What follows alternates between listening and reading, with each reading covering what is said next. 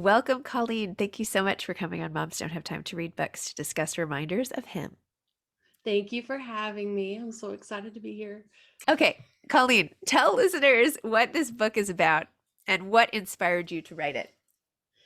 Reminders of Him is about a woman named Kenna, and she has kind of had a really difficult past. Not a lot of people or support in her life, and she made a mistake. And while she was paying for that mistake in prison, other family members, not her family members, but they were raising her daughter. And when she gets out, she wants to reconnect with that child, and it's not as easy as she was hoping it would be. And the book is sort of about her journey there.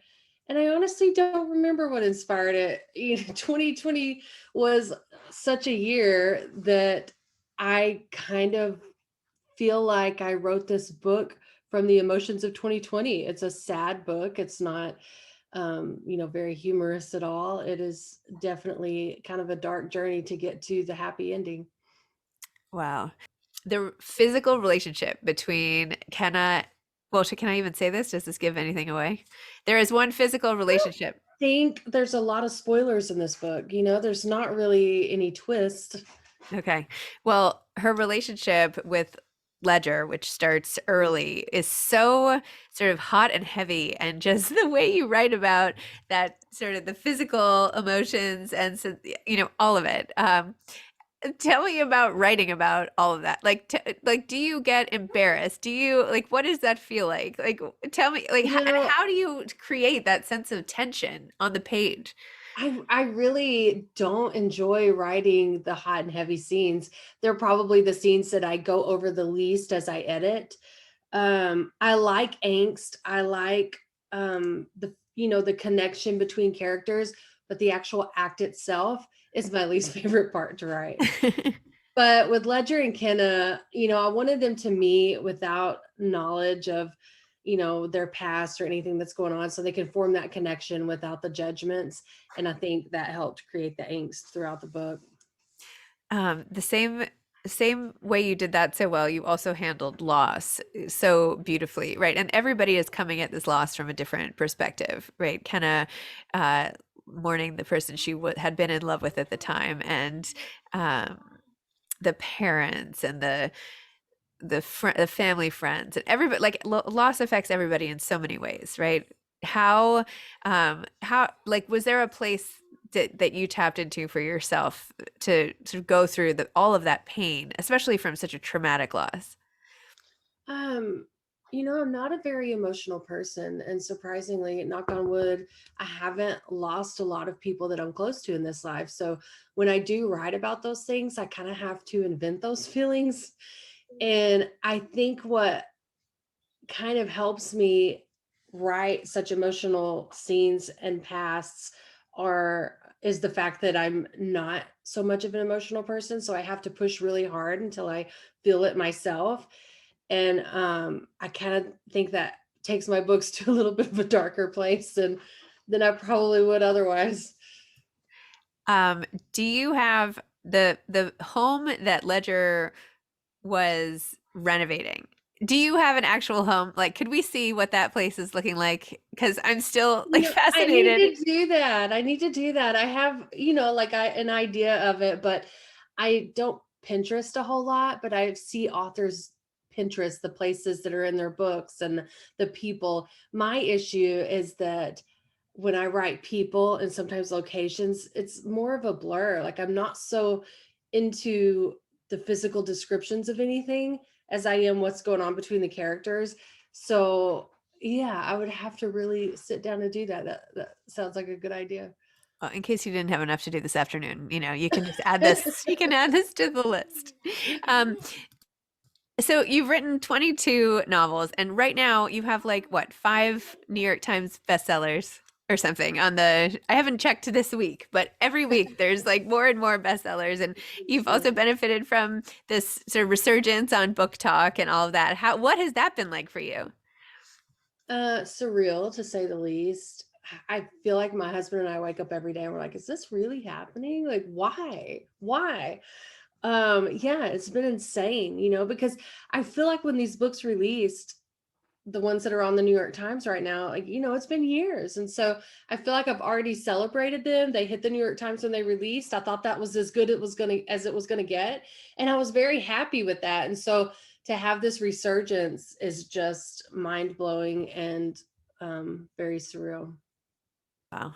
Do you feel any more pressure, like, or to come up with new ideas, or like, does it affect you when you sit down and like open a new Word doc or whatever you do to I write mean, your next book? not so much the recent stuff because I'm already affected. Years, it's been I've been writing books for 10 years and it's never easy. Every single time I sit down to write a book, I feel like I'm not going to be able to finish it. I feel like I have no idea what I'm doing. I feel like I forgot how to write books. So I don't know that any pressure has been added because that pressure's always been there. Wow. So what will it take to get you to have confidence that like you have this thing down? Retirement. I don't know. I don't know that I want to have that confidence. I feel like, just having that imposter syndrome and second guessing myself, I've realized is part of my writing process. And that's what pushes me to try to do my best. So I'm okay with it now. I've accepted it. It's always going to be this way. And, it's just part of the process. And what is it like when you sit down to write? Like when you think of a new idea or you decide you're ready for the next one, like, is Yeah. this your desk that I'm looking at now? Like, is this where you sit and write, or like, what is it? Take me through it visually. I really write anywhere. So, sometimes I write at home in bed. Sometimes I write here. Sometimes I put my headphones on and write at the kitchen table. It really just depends on where I'm at when creativity strikes. I cannot keep a schedule for anything. Like I can't schedule myself to sit down and write so many words a day. And it's just very chaotic to say the least. Like I could write 16 hours a day for 1 to 2 weeks straight and then not write for 3 months. I don't have a process. Um, I think that's my process, is not having a process. well, it's hard to plan inspiration, right? So I Right. totally get it. Um, are there any projects that you started and you got pretty far along with, and then you were like, no, actually, this isn't going to be a book? I actually started about 6 different things back in 2020 before Reminders of Him finally stuck and became the book that I wrote. So I have quite a few, for the first time ever, loose outlines and ideas that I may go back to. That doesn't happen very often. Usually when I start a book, that's the book that I stick with and finish. But I do have some loose ideas. I'm kind of waiting just to see what happens with this release. There's a character in Reminders of Him I would like to write a book about, but I kind of want to, just see what the reception is. Which character? Roman. Oh, yeah. Interesting. Well, I feel like you do such a good job of making your characters just completely come to life. And I know that sounds hokey, and I'm sure you hear that all the time, but it's a real art to figuring out how to get the essence of a person, right? Um, how do you like, or does it all just happen and you don't really know how? But it's like, because your characters seem so real to me, and flawed and real and multidimensional, and like, how do you do that? I don't know. Okay. I mean, it's just, I feel like I want to be able to relate to characters that I read about and write about. Um, it's very hard for me to write. Like I love to read about like billionaires and, people that I don't interact with every day, but when I sit down to write, I just never can go there. And so I tend to write people that you would just run into in everyday life. I don't know. That's just what I enjoy writing. I don't know that there's any kind of process I go through to create the characters. Um, and how much, like, do you do any research? I know, for instance, like working at, maybe this sounds like a silly question, like working at the supermarket, right? Do you, like for Kenna's job and the break room and all of like just that whole little piece of her life, right? It's Yeah, all I like, Yeah, I've had a lot of jobs in in my life. I do pull from things that I've done, but not always. And it really depends on the subject, whether or not I put a lot of research into it. Because I write about normal everyday people, I don't really have to do a lot of research. I know that I did with Maybe Someday with one of the characters. With It Ends With Us, I just, had to talk to my mom a lot about Lily's character. And so it really just depends on the book. But with Reminders of Him, it was, I kind of talked to my little sister about Kenna's past. My little sister is very into prison reform and is focusing on that. She was working on her master's degree for a nonprofit. And so she helped me a lot in that area. But yeah, it really just depends on the book. Okay. Um, is this what you thought you would do? Like when you were a little girl? This is what I hoped I would do, but I don't know that I ever thought I would actually make a career out of it. I didn't start writing my first book until I was 31, and that was just a fluke. I was just writing a fun story. Never imagined this in a million years. Never. It was my dream to hopefully someday write or finish a book, but I never even dreamed that I could hit the New York Times. Like that was just so far out there, that wasn't even on my list of dreams. So it's been insane. Is what opportunity has opened up that you're like, thank God I wrote the books because this happened. Um, being able to buy groceries without having to make my checking account go negative. Like, yeah. So just little things like that, not worrying about how I'm going to pay for my kids' college. Like our whole lives have just changed in that regard. But career wise or anything, like, I don't know that I want more doors to open up because I am extremely happy with what I do and where I'm at. What are you working on now? I can't really say because I haven't announced it yet. Um, I'm working on a book that I signed with a publisher but refused payment for it because I wasn't sure if I could complete it or make it exactly what I wanted it to be. So I'm waiting to see if I get there and if I'm happy with it before I announce it or accept payment for it. Okay. Takes That's one way to take off the pressure. Yes, yes. Well, this one is tricky. It's a book that I have said I wasn't going to write, and then I got an idea for it. So I just don't want to get people's hopes up. Okay. Now my wheels are turning, trying to figure out what you're talking about, but that's okay. Have you benefited from the author community? Like, how do you feel about being an author? What has that Oh been my like? gosh, have I benefited? I don't think I'd be where I am without the author community. All of my best friends, are authors that I've met in this industry. It's just been so amazing, so supportive. And the reader community. Like, I just look at the charity we started a few years ago and the things that people have done to help that charity, the donations we've received. It's been incredible. Yeah, tell me more about that. About the charity? Yeah. Yeah, so my sisters and I have two sisters. We started a charity back in 2015 called the Bookworm Box, and it's a subscription box. And we also have a brick and mortar store in Silver Springs, Texas, where all of the books in the store are signed by the author and donated, and all of the money goes to charity. And we also have a book signing every year called Book Bonanza. We host it in Texas every summer. We had to postpone the last two because of COVID, but fingers crossed that we'll be able to do it again this year. Wow. That's amazing. What types of charities do you support with the We donated to hundreds. We try to send out donations every month, but I know with Book Bonanza, with the income this year, we donated over $100,000 to different food banks across America.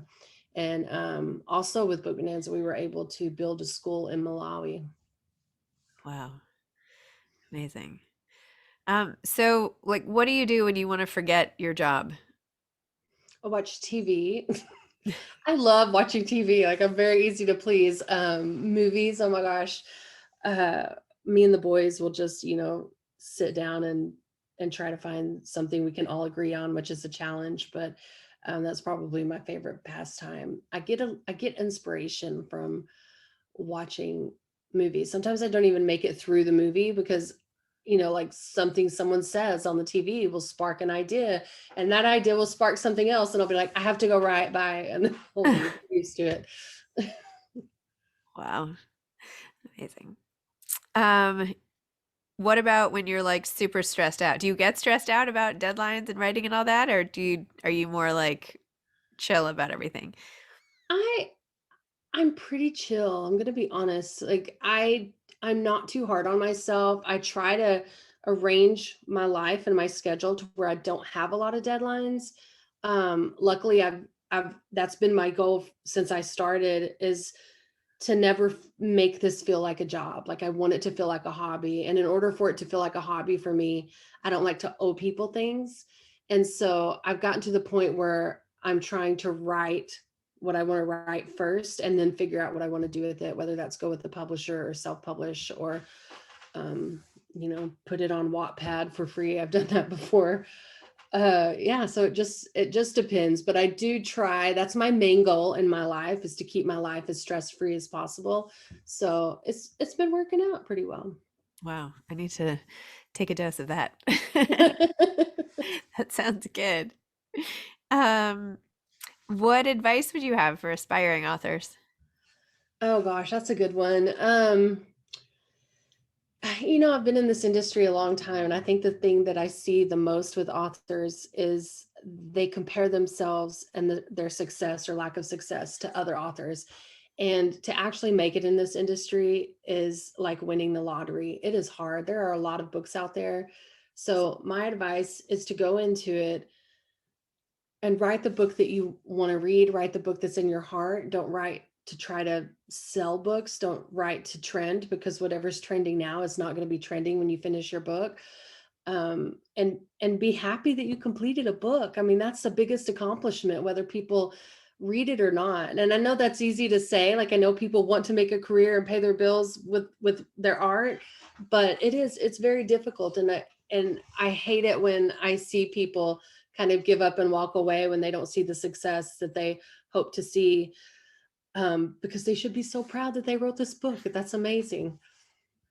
And if you were going to change a couple things or one thing or anything about the publishing industry as a whole, what would you do? Like if you were going to start your own publishing company? Um, that's a very good question. I don't know. I think that the thing that I would have changed 10 years ago has kind of been changing, and that's the gatekeeping. And the indie book world has really blown that up, and so many authors have been able to get their books out there that I don't think, myself included, would have been able to get their books anywhere if it weren't for indie publishing. So I think it's going in the right direction. I would absolutely change piracy if there's a way you could stop that. All right, awesome. Any books you've read lately that you're obsessed with? I'm on an Emily Henry kick. I got her arc, Book Lovers, and I absolutely loved it. I've read it twice already. But yeah, I've read pretty much her entire backlist this year. Wow, that's awesome. Yeah, she's great. Okay. Well, thank you, Colleen. Thanks for coming on, and Thank thanks you for for having me.